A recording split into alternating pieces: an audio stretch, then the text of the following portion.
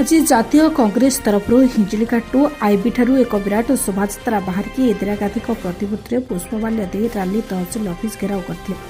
कांग्रेस वरिष्ठ नेता रजनीकांत पाढ़ी नेतृत्व में सुनाराप सावत और हजार हजार कर्मी को धरी ऑफिस घेराव करते। नांडा रजनीकांत पाढ़ी हिंजिली निर्वाचन मंडल भारतीय जातीय कांग्रेस विधायक पार्टी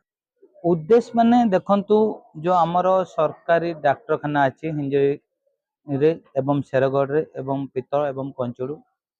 सेठी आवश्यक डाक्तर नाहांती कि आवश्यक उपकरण नाही। प्रथम द्वितीय कथा होची विभिन्न स्कूल चलची आपनकर हिंजिली ब्लॉक रे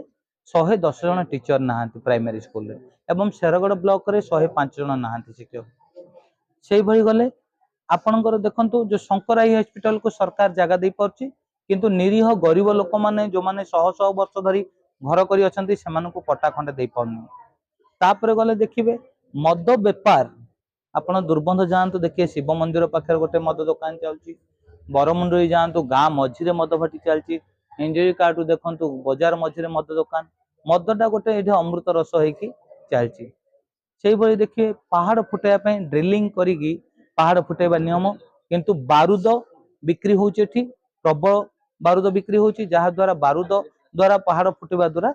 निकटस्थ ग्राम मान प्रभावित होती। तेणु ये समस्या बेनामी बाली चारण उपरे आमे एथिरे भी हमर दाबी पत्र लिखिचु एवं ए विषय कलेक्टर को जनइथिलु एवं डेप्यूटी डायरेक्टर माइंस को मध्ये जनइथिलु से माने इनक्वायरी करचंती आउ सुधानिधि चौधरी को पकईचंती 24 लाख टंका फाइन एवं कृपा सिंधु मुदुली को पकईचंती 121 लाख फाइन।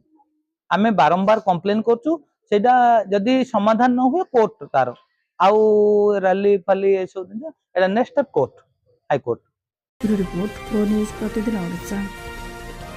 सबुदिन सब समय सब परिस्थिति रे आमे थिबु आपनक सहित प्रो न्यूज प्रतिदिन ओडिशा देखिया पई लाइक शेयर एंड सब्सक्राइब